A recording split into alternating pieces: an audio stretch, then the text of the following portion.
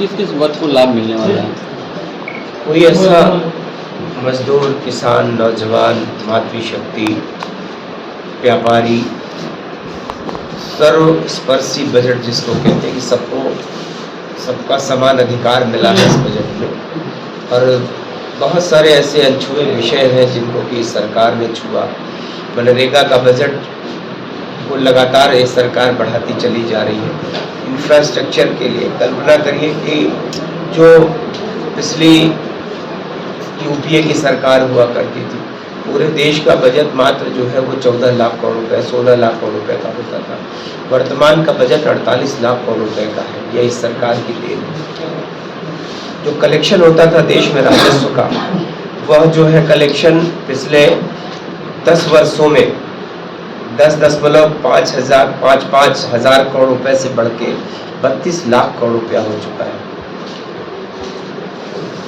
तो उत्तर प्रदेश देश लगातार विकास के पथ पर इस सरकार की योजनाओं के चलते बढ़ता चला जा रहा है।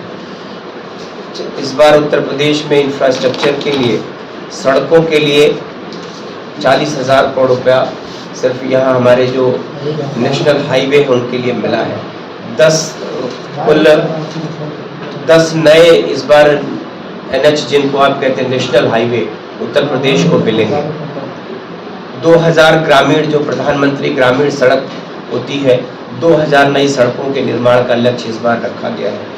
रेलवे का बजट इसके पहले कभी 10 जो हुआ करता था उसकी तुलना में 18 गुना बढ़ा के 19,858 करोड़ रुपए का बजट मात्र रेलवे के लिए रखा गया है। रेल आप देख रहे हैं उत्तर प्रदेश में से लेकर देश में रेलवे पे जो काम हो रहा है, चाहे वो बुलेट ट्रेन हो, चाहे सामान्य गांव की हमारी ट्रेनें हो, कि कोई ऐसा इलाका नहीं। विद्युतीकरण के मामले में, दोहरीकरण के मामले में लगातार रेलवे का उत्तर प्रदेश में, मैंने कहा कि 19,000 करोड़ रुपए से ज़्यादा इस बार के बजट में रेलवे को मिला है। प्रधानमंत्री सूर्य घर योजना है, उसमें 20 लाख घरों को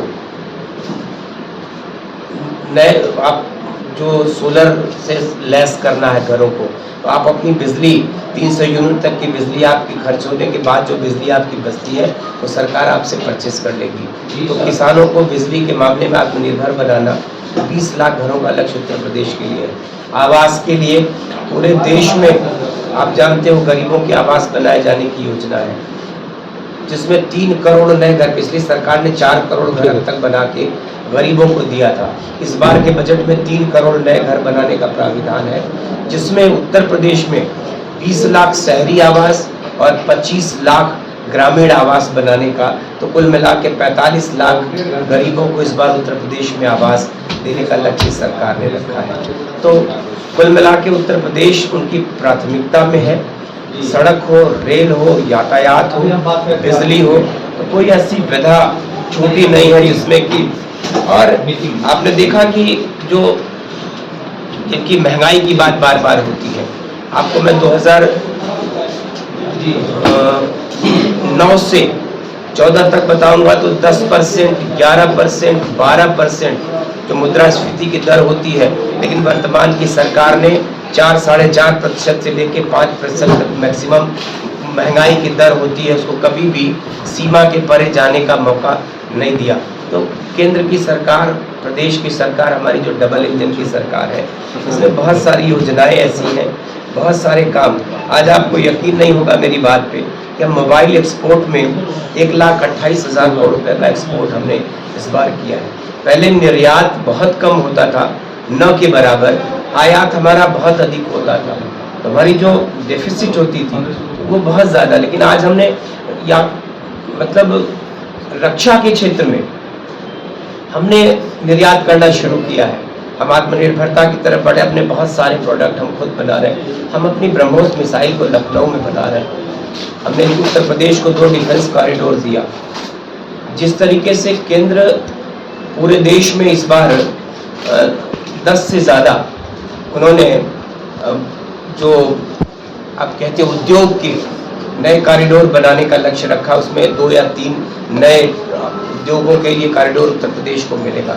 2 डिफेंस कॉरिडोर पहले से हमारे यहाँ बुंदेलखंड और लखनऊ में काम कर रहे थे। इस तरह से उत्तर प्रदेश इस सरकार की प्राथमिकता है, चाहे वो केंद्रीय नेतृत्व हो, 44 लाख करोड़ रुपया उत्तर प्रदेश के को जो मिलता है, वो इतना बड़ा बजट है। देश के तमाम राज्यों से ज़्यादा पैसा उत्तर प्रदेश को मिलता है। उत्तर प्रदेश में सड़कों का जाल लगातार आप देख रहे हो। उत्तर प्रदेश को वर्तमान में एक्सप्रेसवे का प्रदेश कहते हैं।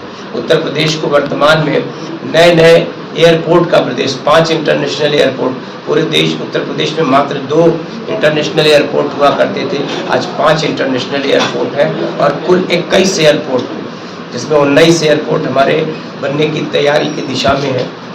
तो इस तरह से मतलब सोनभद्र सुदूर अगर कोई ज़िला है तो कुशीनगर है, तो आजमगढ़ है।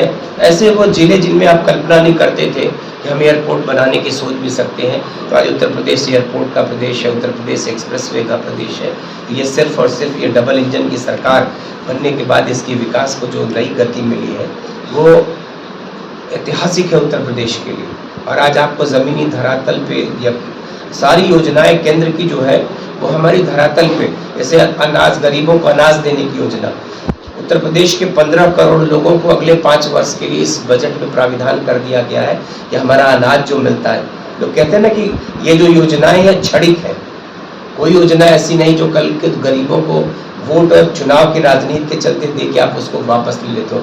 अनाज की योजना हम अपने देश के 80 करोड़ गरीबों में, जिसमें उत्तर प्रदेश के 15 करोड़ गरीबों को मुफ्त में अनाज देते हैं, उसको भी सरकार ने बढ़ा दिया है। आवास के लिए हमने आपसे बताया है कि गरीबों को आवास को, जब तक उत्तर प्रदेश से लेकर देश तक का कोई भी गरीब आवास के बगैर रहेगा, तब तक ये योजना लगातार, तो 3 करोड़ में उत्तर प्रदेश को 45 लाख करोड़ का हिस्सा मिला है। तो बहुत सारी ऐसी योजनाएं हैं हमारे